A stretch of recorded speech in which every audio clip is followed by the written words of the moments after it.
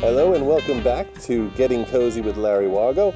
I am Larry Wargo. As always, I'm joined by my sidekick, Dr. Lou Falcon. Yeah, it's always a pleasure to be here. I'm feeling a little nauseous today, but I got some problems. Okay, Lou, we know you have problems. Joining me today is pigeon racer, Tom Gonglieski. Tom, very nice to meet you. Same here. What a guy. Now, the question that's on all of our minds is, how in the world did you get into pigeon racing? Yeah. They're dirty birds, aren't they? Started when I was young. My uncle got me into it when I was real young. He had them. Now, when you race competitively with the pigeons, explain that process, how the pigeons, I guess, are marked. Yes. Larry, can I go to the In bathroom? order for a pigeon to be a racer, first you have to start out by putting a band on each one of these here birds. Without a band, a pigeon can't be a racer. It has to be registered to myself, and it has to be registered to a pigeon club. And so then you said they're transported to the, I guess, takeoff location? Yes. Friday night. Saturday's the race. Friday night, what we do is we go to the clubhouse. And at the clubhouse, everyone bands their bird. What they do is they put a little race marker on like this here. It goes onto their foot. Then they're transported to the race station, which in our case would be Chambersburg, Pennsylvania. That's 150 miles on the first race. They're liberated in the morning at a certain time, and then as they come home, each bird is clocked accordingly. And you brought one of those clocks with you, correct? Yes, I did. This is an old benzene clock. This looks like an old shoe shine box. Yes. As that bird comes home, you would slide this marker off the bird, which is registered to a number. It goes in the hole, and you stamp the time. You could clock multiple birds. Usually the first one is the one that counts. Sorry. Oh, I thought you had a Is question. that benzene? Yes. What about it? Do you pour it on them? It's the name of the clock. Oh, it's a benzene. It's a benzene clock. That's weird. Anybody ever break their ass when they're flying? No. No ass break. Oh, I'm sorry. I was thinking something. And what about birds of prey? Birds of prey have a big factor, especially the hawks. Red-tailed hawks, goshawks. The pigeons should have prayed before they see the birds of prey, and then maybe it wouldn't happen so much. The idea of prayer. Your birds prey. Stop stealing my line. My arm hurts. Ah.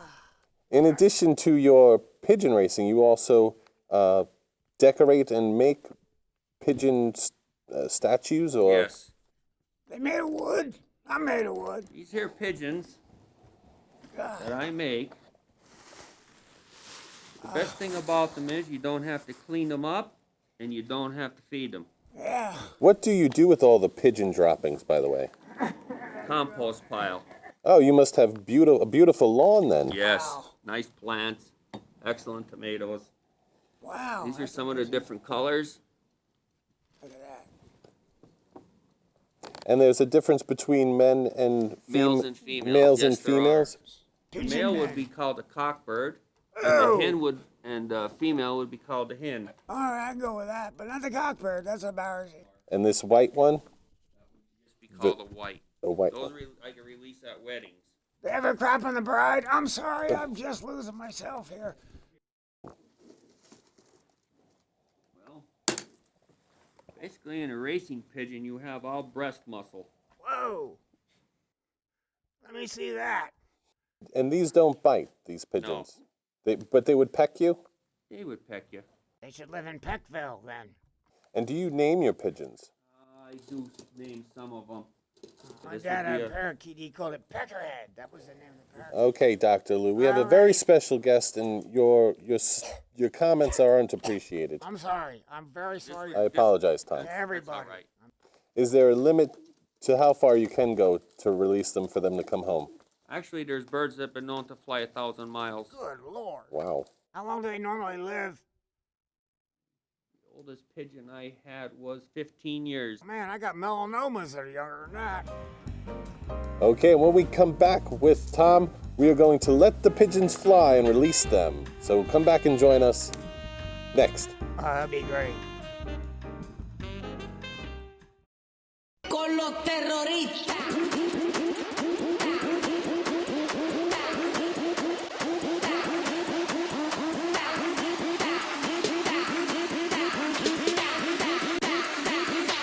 And do the Harlem Shake.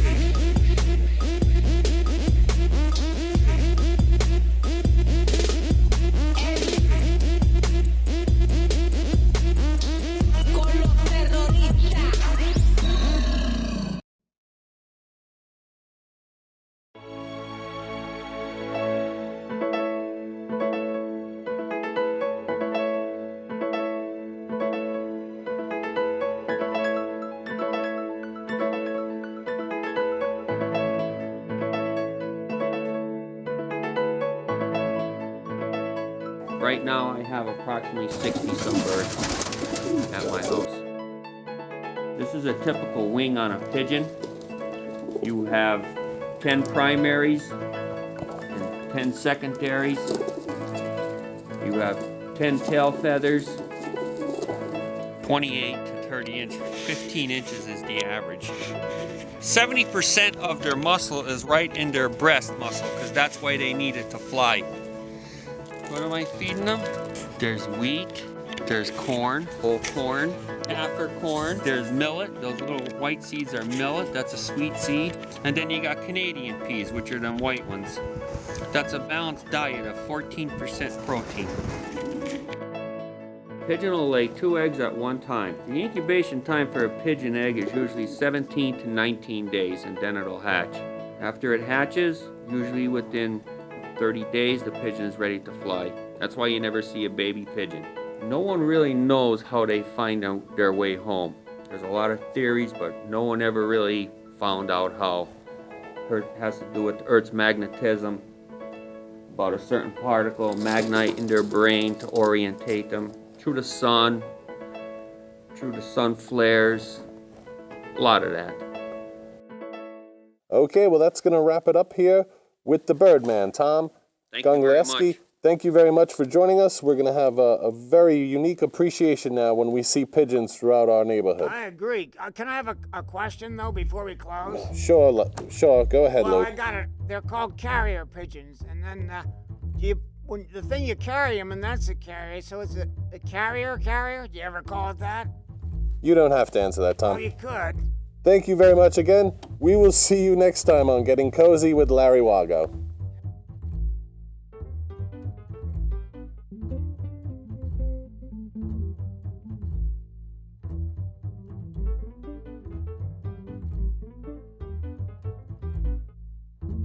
Dad had a parakeet. He called it Peckerhead. That was the name of the parakeet.